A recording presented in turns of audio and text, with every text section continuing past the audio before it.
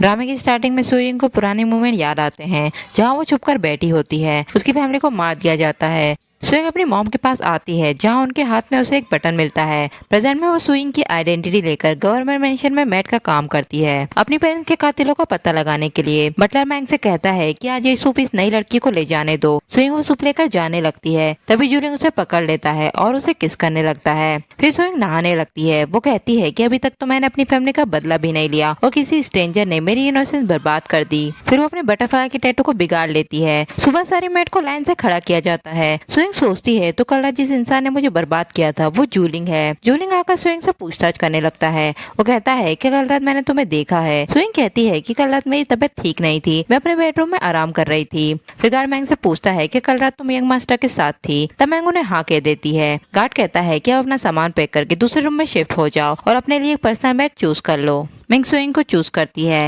रात में सुइंग उसे सजा धराकर जूलिंग के रूम में ले जाती है। जूलिंग मैंग को ड्रिंक पीने के लिए देता है जिससे उसे नशा सा होने लगता है और वो गिर जाती है। जूलिंग उसके शोल्डर को देखकर कहता है कि तुम्हारा बटरफ्लाई का टैटू कहाँ गया? तुमने तो कहा था कि तुम कल रात वाली ही लड़की हो। पर मैंग बिना जवाब दिए ही बेहोश हो जाती है। इसके बाद जूलिंग नहाते वक्त सुइंग से अपनी पीठ को पोंछने के लिए बोलता है। फिर उसके हाथ पर निशान देखकर बोलता है क्या तुम अब तक कुंवारी हो? सुइंग सोचती है कि अब तक मुझ पर डाउट कर रहा है। फिर वो सुइंग को पकड़कर बोलता है कि एक मेड के लिए सर्व करना और कपड़े चेंज करना अच्छा नहीं है, क्या तुम भी मेरी मिस्ट्रेस बनना चाहती हो? और वो उसे रूम से भगा देता है। सुबह रोंग मैंग से कहती है कि ऑलरेडी तुम्हारे नीचे वेट कर रही है। नीचे सुइंग गलती से मैंग के ऊपर चाय गिरा देती है। ऑलरेडी सुइंग पे गुस्सा करने लगती है। वो कहती है कि ये केयरलेस लड़की यहाँ कहाँ से आ गई? मैंग कहती है कि यह नई नई आई है, इसे यहाँ के रूल्स नहीं पता। और लेडी रोंग से कहती है अगर इसे यहाँ के रूल्स नहीं पता तो तुम इसे यहाँ के रूल्स सिखाओ। रोंग सुइंग को थप्पड़ मारने लगती है। तभी वहाँ जूलिंग भी आ जाता है। सुइंग को उसके कोट के बटन वैसे लगते हैं जैसे उसने अपनी मॉम के हाथों में देखे थे। और लेडी सुइंग से बाहर जाने के लिए बोलती है। इसके बाद मैंग सुइंग से कहती है कि तुम्हें इस घर के रूल सीख लेने चाहिए। अगर आज जूलिंग नहीं आता तो तुम्हारे साथ क्या होता? सुइंग उससे कहती है कि मुझे तुम्हारे दुश्मन बनने का कोई शौक नहीं है, मैं सिर्फ एक गवर्नर मेंशन की मेयर बनकर रहना चाहती हूँ। अगर तुम मुझे एम्बेरस करने के इरादे रखती हो तो मैं सबके सामने बटलर और तुम्हारे रिश्ते को एक्सपोज कर दूंगी।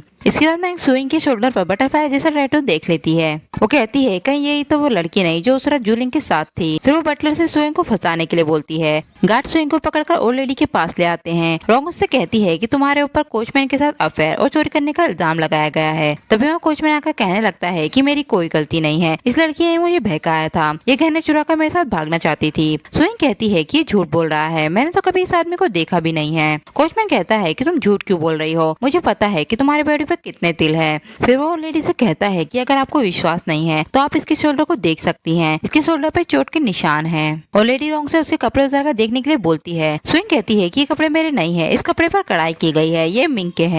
तब कोचमैन कहता है कि ये तुमने ही चुरा कर वहाँ रखे थे और लेडी मिंग को पसंद करती है इसलिए तुम उससे जलती हो। और लेडी कहती है कि तुम्हारी हिम्मत कैसे हुई मिंग को फंसाने की। और वो बटलर से कहती है कि इसे 20 कोड़े मारो। इसके बाद सुइंग को कोड़े मारकर बाहर रहने की सजा दी जाती है। तभी वहाँ जूलिंग आ जाता है। वो सुइंग को उठाता है तब उसके शोल्डर पे चोट का निशान देख लेता है। फिर उसे अपने बेडरूम में ले आता है। जब सुइंग को होश आता है तब वो बटन को मिलाकर देखती है पर बटन अलग अलग होते हैं। जूलिंग कहता है कि तुम क्या कर रही हो, अभी तक तुम्हारे घाव ठीक नहीं हुए हैं, अगर इनका इलाज ठीक से नहीं हुआ तो ये कभी ठीक नहीं हो पाएंगे। फिर वो कहता है कि तुम्हारे कंधे पर जो बटरफ्लाई का टैटू था वो कहाँ गया? सुइंग कहती है कि तुम किस टैटू की बात कर रहे हो, ये तो कोड़ों के निशान है। बाहर मिंग भी उनकी बातों को सुन लेती है और फिर वो अपने शोल्डर पर बटरफ्लाई का टैटू बनवा लेती है। जूलिंग सुइंग के लिए चिकन सूप बनाने की सोच रहा होता है। तभी रोंग आकर उससे कहती है कि मिंग बीमार है, वो आपको देखना चाहती है। जब जूलिंग उसके रूम में जाता है तब वो कहता है कि तुमने बटरफ्लाई टैटू कब बनाया? मिंग कहती है कि ये तो हमेशा से मेरे शोल्डर पर था। जूलिंग कहता है फिर ये मुझे उस दिन क्यों नहीं दिखाई दिया?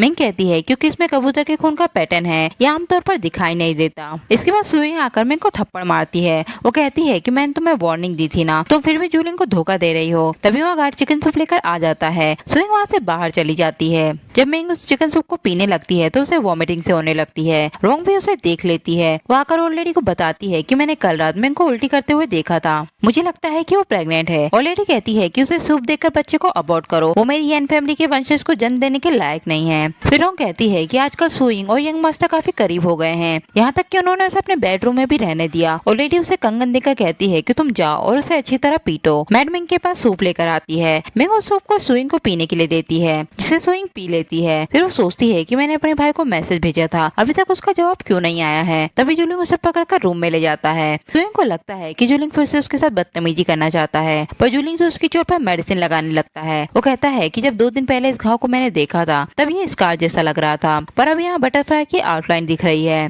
फिर वो कहता है कि तुम रो क्यों रही हो, क्या तुम खुद को बहुत खूबसूरत समझती हो जो मैं तुम्हें टच करूंगा, और वो वहाँ से चला जाता है। मिंग आकर सुइंग से लड़ने लगती है। वो कहती है कि तुम फिर से जूलिंग को सिड्यूस करने लगी। इसी मौके का फायदा उठाकर रोंग भी उनके बीच में घुस जाती है, जिससे वो कंगन गिरकर टूट जाता है। वो सुइंग से कहती है कि तुम्हारा इतना महंगा कंगन तोड़ने की हिम्मत कैसे हुई। फिर वो लोग उसे वुड शेड में बांधकर लॉक कर देते हैं। सुइंग अपने हाथ खोलकर वहाँ से भागने लगती है, तभी वो टियान से टकरा जाती है। टियान उसे लिंजी कहने लगता है। सुइंग कहती है कि तुम्हें गलतफहमी हुई है, मेरा नाम सुइंग है, मैं यहाँ की मैड हूँ। फिर वो उसे कोट के बटन को देखती है। वो कहती है कि ये बटन जूलिंग से अलग क्यों है। टियान कहता है कि तुम भूल गई, मैं जूलिंग का छोटा भाई हूँ। तभी वहाँ जूलिंग भी आ जाता है, जिसे देखकर सुइंग भाग जाती है। जूलिंग अपने भाई से कहता है क्या तुम उस लड़की को जानते हो। टियान कहता है कि नहीं, मुझे बस ऐसा लगा कि मैंने उससे पहले कहीं देखा है। फिर वो बटलर से सुइंग के बारे में पूछताछ करता है। बटलर कहता है कि उस लड़की का कैरेक्टर अच्छा नहीं है, थोड़े दिन पहले उसे कोचमैन के साथ अफेयर करते हुए पकड़ा गया था, उसे उस लेडी ने पनिशमेंट भी दी थी। टियान कहता है तो वो इंजर्ड हो गई होगी। बटलर कहता है कि मैंने सुना है कि उसने अभी कंगन भी तोड़ दिया है। टियान सुइंग के पास आ जाता है। सुइंग कहती है कि मैं एक मैड हूँ, आपका मेरे साथ रहना ठीक नहीं है। टियान कहता है कि मैं एक डॉक्टर हूँ, लोगों के जख्मों को ठीक करना मेरा काम है, मुझे तुम्हारे जख्मों पर मेडिसिन लगाने दो। सुइंग कहती है कि तुम्हारे कोट के बटन तो काफी स्पेशल है। टियान कहता है कि इस घर की रूल्स है, येन फैमिली ने अपने वारिसों के लिए स्पेशली ये कस्टमाइज करवाए हैं, सबके बटन अलग अलग होते हैं। इसके बाद वो उसके चोटों पर मेडिसिन लगाने लगता है। बाहर रोंग और मैंग टियान और सुइंग की आवाजें सुन लेते हैं। वो लेडी को आकर सारी बातें बता देते हैं। वो लेडी सुइंग से नीला होने के लिए बोलती है। टियान कहता है मॉम, ये अभी भी इंजर्ड है, आप इसे और पनिशमेंट क्यों दे रही हैं। उसकी मॉम कहती है कि मुझे नहीं पता कि इसने तुम्हें क्या दवाई पिलाई है जो तुम अब भी इसका साइड ले रहे हो, और वो रोंग से उसे सबक सिखाने के लिए बोलती है। तब टियान उसे धक्का मारकर गिरा देता है। तभी वहाँ जूलिंग भी आ जाता है। वो लेडी से कहता है कि आपने मैड को कब से मारना और पीटना शुरू कर दिया। और लेडी कहती है कि इस मैड ने तुम्हारे भाई को सिड्यूस करके अपने रूम में बुलाया है। जूलिंग कहता है कि आप गलत हैं, मैंने ही टियान को सुइंग की चोटों को ठीक करने के लिए भेजा था, और वो सुइंग को उठाकर ले जाता है।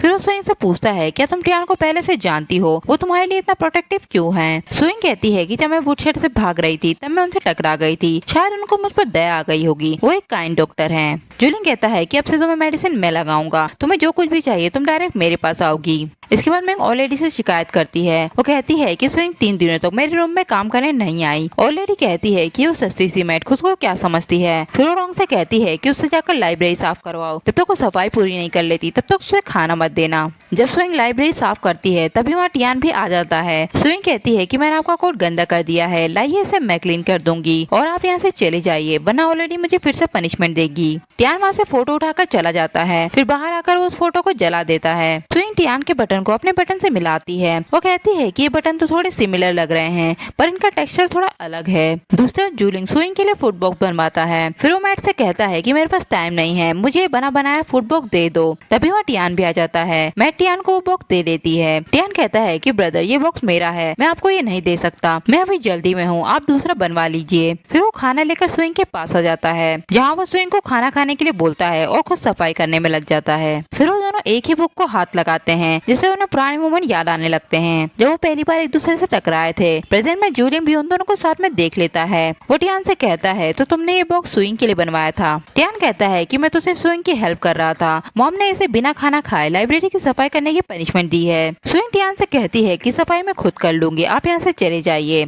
जूलियन कहता है कि अब जब तक तुम सफाई नहीं कर लेती तब तक तुम सोगी नहीं। इसके बाद कोई सुइंग को ड्रग दे देता है और उसके साथ बदतमीजी करने लगता है। दूसरा मैंग ऑलरेडी से कहती है कि सुइंग लाइब्रेरी में किसी आदमी के साथ है। जब वो लोग मिलकर लाइब्रेरी में जाते हैं तब वहाँ जूलिंग सुइंग के साथ होता है। प्रजों में दिखाते हैं कि जूलिंग सुई को उस आदमी से बचा लेता है। सुइंग कहती है कि किसी ने मुझे ड्रग दिया है। प्रेजेंट में ऑलरेडी उन्हें देखकर चली जाती है। जूलिंग उसके हाथ में बटन देखकर कहता है कि ये तो टियान का बटन है। फिर वो सुइंग को अपने रूम में ले आता है, जहाँ वो उसे किस करने लगता है। सुबह वो सुइंग से बोलता है कि आज से तुम मेरी वुमन हो, तुम मेरे साथ ही रहोगी। मिंग ऑलरेडी से कहती है कि कि जूलिंग अब से सुइंग के साथ रहने लगा है। मुझे लगता है कि वो जानबूझकर जूलिंग के बच्चे से प्रेग्नेंट होना चाहती है। और लेडी कहती है फिर तुम जाकर उसे सूप पिला दो। मिंग सुइंग को फोर्सफुली सूप पिलाने लगती है। तभी वहाँ टियान आ जाता है और वो मिंग को हटा देता है। वो कहता है कि तुम पागल हो, ये सूप पीने से सुइंग को ब्लीडिंग होने लगती। मिंग वहाँ से चली जाती है। टियान सुइंग से कहता है कि मैं तुम्हें यहाँ से दूर ले जाऊंगा। सुइंग जूलिंग को वहाँ छुपकर बातें सुनते हुए देख लेती है। वो टियान से कहती है कि मैं सिर्फ जूलिंग को लाइक करती हूँ, मैं जिंदगी भर उसके साथ ही रहना चाहती हूँ। टियान कहता है कि ये नहीं हो सकता, तुम उससे प्यार कैसे कर सकती हो।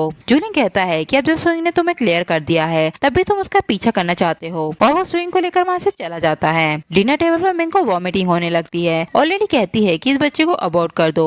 मिंग कहती है कि प्लीज मुझे बच्चा रखने दीजिए, मैं बच्चा होने के बाद यहाँ से दूर चली जाऊंगी और जूलिंग और उनकी फियांसे मिस जियांग को कभी परेशान नहीं करूंगी। जूलिंग कहता है अगर ये बच्चा मेरा है तो मिलिट्री के डॉक्टर को टेस्ट करने के लिए बुलाओ। डॉक्टर मिंग को चेक करता है। वो जूलिंग से कहते हैं कि मिस मिंग 1 महीने से प्रेग्नेंट है। मिंग कहती है कि ये बच्चा मैंने उसी रात कंसीव किया था। जूलिंग कहता है क्या तुम श्योर हो, अगर ऐसा है तो इस बच्चे को तुम रख सकती हो। इसके बाद मिंग सेंट लगाकर जूलिंग को सिड्यूस करने आती है। जूलिंग उसे मारकर बेहोश कर देता है और वो सुइंग के पास आ जाता है। सुबह वो सुइंग से कहता है कि उस रात वो लड़की तुम ही थी ना, सोच समझ कर जवाब देना, अगर तुमने किसी और के साथ मिलकर ये सब किया है तो तुम्हें गवर्नमेंट मेंशन से निकाला जा सकता है। सुइंग कहती है कि हाँ, उस दिन मैं ही तुम्हारे साथ थी। जूलिंग कहता है फिर तुमने पहले एडमिट क्यों नहीं किया और मिंग को अपनी जगह क्यों लेने दी, क्या तुमने ऐसा उस टियान की वजह से किया है। मैं तुम्हें बता दूं कि तुम सिर्फ मुझे लाइक कर सकती हो, अगर तुम अपने दिल पर काबू नहीं रख सकती तो मैं अपने हाथों से तुम्हारा दिल निकाल कर कुत्तों को खिला दूंगा। इसके बाद सेक्रेटरी जूलिंग से कहता है कि उस दिन लाइब्रेरी में जो आदमी था उसे मिंग ने ही ऐसा करने के लिए ऑर्डर दिया था। जब जूलिंग मिंग से पूछताछ करने आता है तो वो पहले से ही फंदे पर झूली रहती है। जूलिंग उसे चेक करता है। वो कहता है कि इसे किसी ने मारा है। फिर सेक्रेटरी से कहता है कि तुम इस मैटर की सीक्रेटली जांच करो। दूसरी तरफ टियान कहता है कि सब कुछ मेरी प्लानिंग के हिसाब से ही हो रहा है, फिर मैं खुश क्यों नहीं हूँ। इसके बाद वहाँ जूलिंग का तीसरा भाई फैंग और ये जो कि जूलिंग की फियांस होती है गवर्नमेंट मेंशन में आ जाते हैं, जिन्हें देखकर और लेडी खुश हो जाती है। वो सुइंग से कहती है कि अब से तुम्हें जूलिंग के साथ दूरी बनाकर रहना होगा। जूलिंग सुइंग से कहता है कि आज पूरे दिन तुमने मुझसे बात क्यों नहीं की। तभी वहाँ ये भी चाय लेकर आ जाती है। सुइंग वहाँ छुप जाती है पर जूलिंग रेस्ट करने का बहाना बनाकर ये को वहाँ से भगा देता है।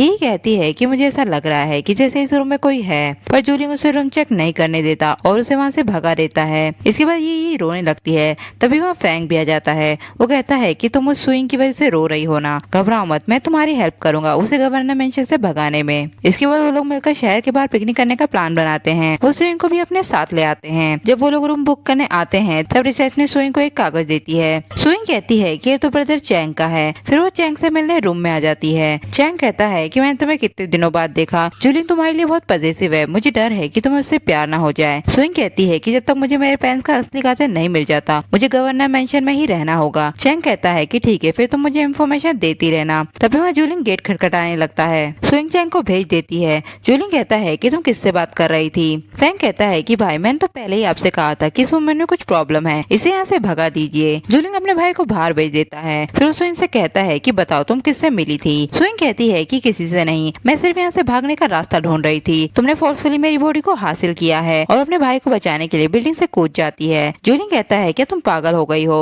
सुइंग कहती है क्या तुमने कभी भी एक बार मेरी मर्जी पूछी है, मैं तुमसे नफरत करती हूँ।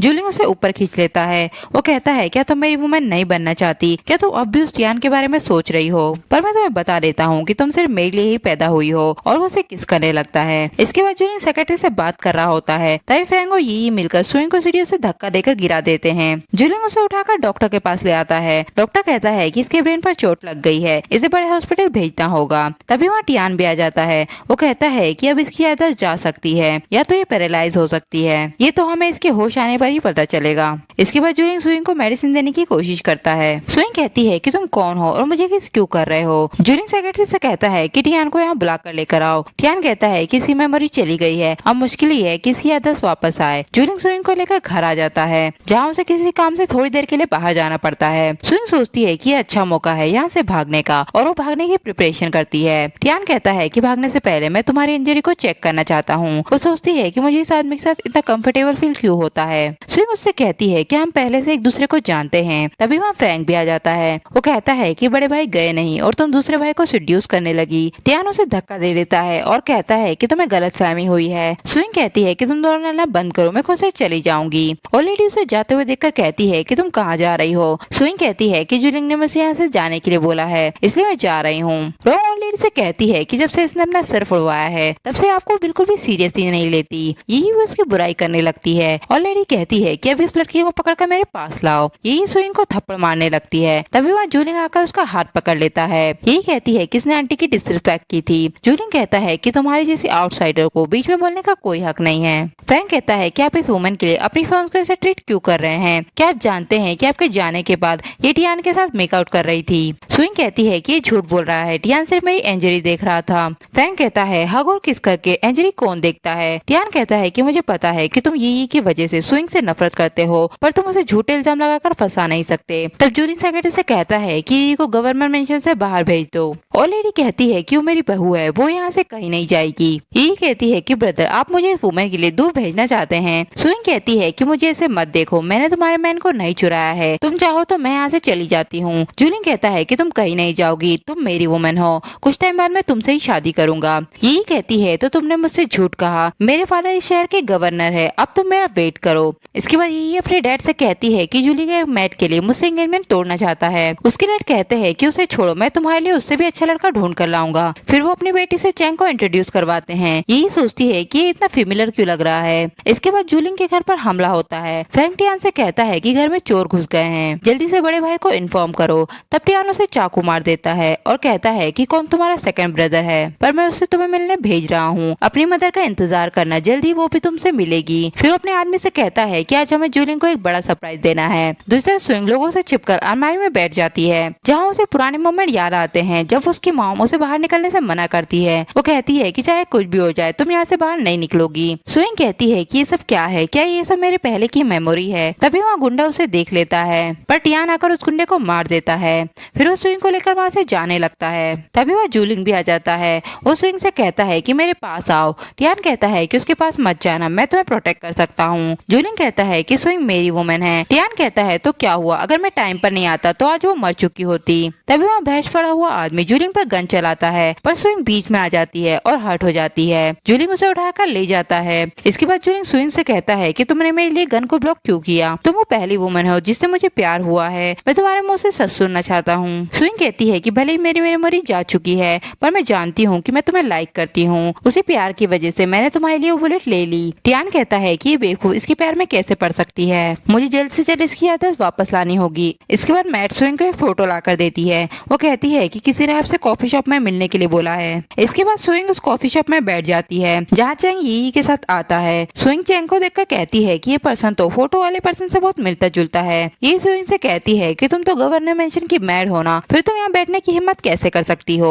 सुइंग कहती है लगता है आज तुम अपना मुंह धोकर नहीं आई हो जो इतनी गंदी बातें कर रही हो। चैंग यही से कहता है कि मुझे नहीं लगता कि हम एक दूसरे के लिए सुटेबल हैं, मैंने तुमसे ऐसे बिहेवियर की उम्मीद नहीं की थी। यही को गुस्सा आ जाता है और वो सुइंग को धक्का दे देती है, जिसे सुइंग के सर पे चोट लग जाती है। तभी वह जूलिंग भी आ जाता है। वो सुइंग को उठाकर ले जाता है। चैंग कहता है कि इस यी ने मेरा सारा प्लान बिगाड़ दिया, अब मुझे गवर्नर मेंशन जाकर टियान बनना होगा। इसके बाद सुइंग को उसकी पुरानी याददाश्त वापस आ जाती है। वो कहती है कि मैं अपनी नफरत को भुलाकर जूलिंग की वुमन कैसे बन सकती हूँ, अगर भाई को पता चला तो वो मुझसे नाराज हो जाएगा। इसके बाद चैंग किशिंग से कहता है कि यामाटो कंट्री वेपन खरीदने के लिए अग्री हो गया है। जूलिंग ने ही सबसे पहले उनके साथ कोऑपरेशन किया है, हम उसके नाम का यूज क्यों नहीं करते? पैसे लेने के बाद हम उन्हें वेपन नहीं देंगे। किशिंग कहता है कि अगर तुम मेरी बेटी से शादी करने के लिए रेडी हो जाओगे तो मैं तुम्हें प्रॉमिस करता हूँ कि गवर्नर मेंशन को डिस्ट्रॉय करना तुम्हारे ऊपर ही होगा। चैंग शादी के लिए मान जाता है। इसके बाद सुइंग अपने भाई से मिलती है। वो कहती है कि मुझे माफ कर दीजिए, मैं जूलिंग से प्यार करने लगी थी। चैंग कहता है कि तुम बस भटक गई थी, मेरे पास एक प्लान है, तुम्हें गवर्नर मेंशन जाकर जूलिंग और यामाटो कंट्री के कॉपरेशन पेपर लाने होंगे। जूलिंग अपनी पोजीशन का फायदा उठाकर हथियारों का बिजनेस करना चाहता है, अगर हमें डॉक्यूमेंट मिल गए तो हम उसे पब्लिक कर देंगे, फिर हर कोई उससे नफरत करेगा और कोई भी उसे मार देगा। सुइंग कहती है कि ये कुछ ज्यादा नहीं है, मैं जूलिंग के साथ रही हूँ, वो ऐसा पर्सन नहीं है। चैंग कहता है कि तुम ये क्या कह रही हो, इसी मकसद की वजह से मैंने तुम्हें सीक्रेटली गवर्नर मेंशन में भेजा था। क्या तुम सच में अपने दुश्मन को माफ करना चाहती हो? सुइंग कहती है कि ऐसा नहीं है। फिर वो कहती है कि ठीक है, मैं ये करूंगी। सुइंग जब जूलिंग के स्टडी रूम में डॉक्यूमेंट ढूंढने आती है तब उसे वहाँ टियान और उसकी फोटो मिलती है। वो कहती है तो जूलिंग को हमेशा से मेरे बारे में पता था कि मैं कौन हूँ। वो मुझे बेवकूफ बनाकर मेरे साथ खेल रहा था। इसके बाद चैंग वहाँ सील ढूंढने आ जाता है पर उसे सील कहीं नहीं मिलती। वो कहता है कहीं जूलिंग को पता तो नहीं चल गया है कि मेरा पर्पस वो सील थी। जूलिंग उसे जाते हुए देखता है। वो कहता है कि टियान मेरे स्टडी रूम में क्या कर रहा था, ये पहले से इतना स्ट्रेंज बिहेव क्यों कर रहा है। फिर अपने सेक्रेटरी से टियान के चाइना आने से पहले के बारे में जांच करने के लिए बोलता है। इसके बाद स्वयं डॉक्यूमेंट और सील लेकर चैंग को दे देती है।